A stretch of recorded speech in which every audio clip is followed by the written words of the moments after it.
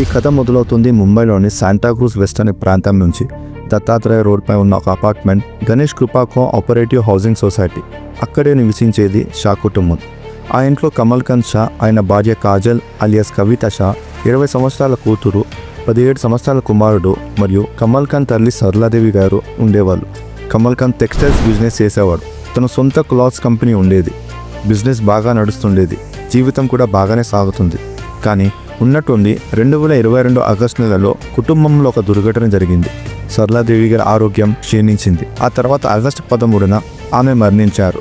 డాక్టర్ల రిపోర్ట్ ప్రకారం severe influenza ఏ, pneumonia, left ventricle dysfunction, hypothyroidism వల్ల ఇంటర్నల్ ఆర్గన్స్ డ్యామేజ్ అయి మరణం సంభవించిందని చెప్పారు. కుటుంబ సభ్యులు కూడా దాన్ని సహజ మరణంగా భావించారు.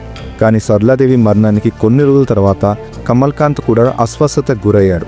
మొదట కడుపు నొప్పితో మొదలైంది. తర్వాత జాయింట్ పెయిన్స్, జుట్టు రాలిపోవడం, బలహీనత ఇలా కొనసాగింది. మొదట ఫ్యామిలీ డాక్టర్ మందులు ఇచ్చాడు, కానీ ఉపయోగం లేకుండా పోయింది. తర్వాత ఆయనను అంధేరిలోని క్రిటికేర్ హాస్పిటల్లో అడ్మిట్ చేశారు. అక్కడ కూడా రిపోర్ట్స్ నార్మల్గా వచ్చాయి.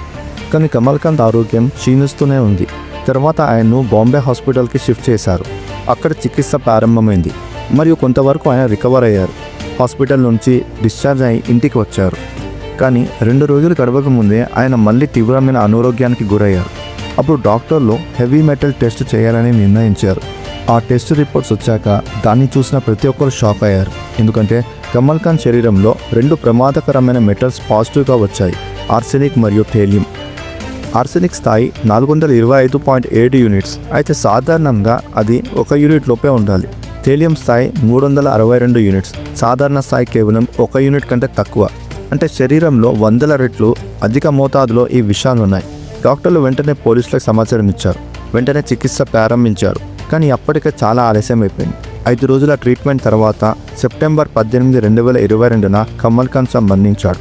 పోస్టుమార్టంలో కూడా అదే విషయం నిర్ధారణ అయింది: ఆర్సెనిక్, థేలియం పాయిజనింగ్ కారణంగా ఆర్గన్ ఫెయిల్యూర్ మరియు మరణం.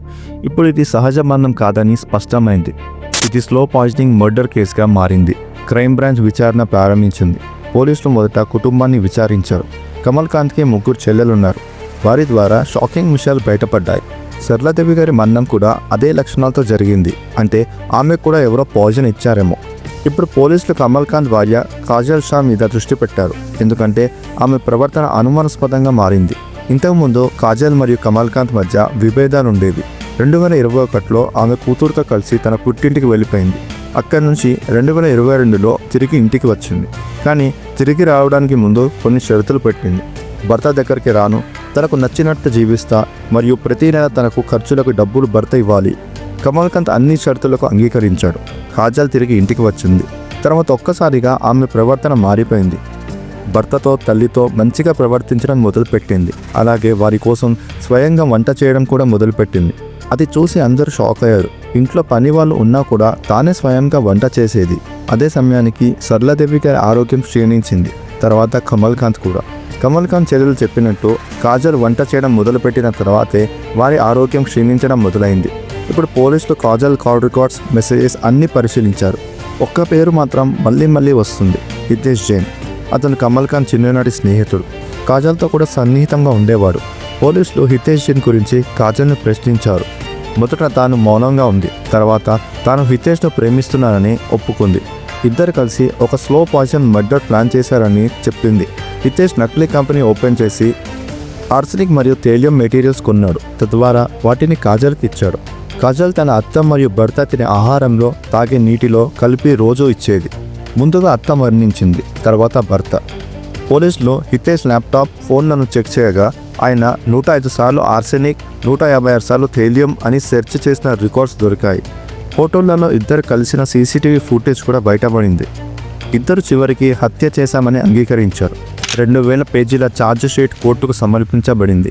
2024లో కాజల్ కోర్టులో బెయిల్ కోసం పిటిషన్ వేసింది. మొదట తిరస్కరించబడింది. కానీ చివరికి 2024 సెప్టెంబర్లో ఆమెకు బెయిల్ మంజూరైంది. హితేష్ మాత్రం ఇంకా జైల్లోనే ఉన్నాడు. సరళాదేవి మరియు కమల్ కాంత్ షా కేసు ఇప్పటికే నిర్ధారణ కాలేదు. ప్రేమ, లోభం, ఆస్తి ఈ 3 కలిస్తే మనిషి ఎంత దుర్మార్గంగా అవుతున్నాడో ఈ కేసు సాక్ష్యం. తన భర్తను, అత్తను పాయిజన్ ఇచ్చి చంపిన భార్య చివరికి అన్నీ కోల్పోయింది. జీవితంలో ఎవరిని మోసం చేయకండి, అది చివరికి మనల్ని నాశనం చేస్తుంది. ఈ కేసు గురించి మీ అభిప్రాయం ఏమిటో కామెంట్ చేయండి. వీడియో నచ్చితే లైక్ చేయండి, షేర్ చేయండి మరియు మా ఛానల్ను సబ్స్క్రైబ్ చేయడం మర్చిపోవద్దు. మళ్ళీ కలుద్దాం మరో రియల్ క్రైమ్ స్టోరీతో.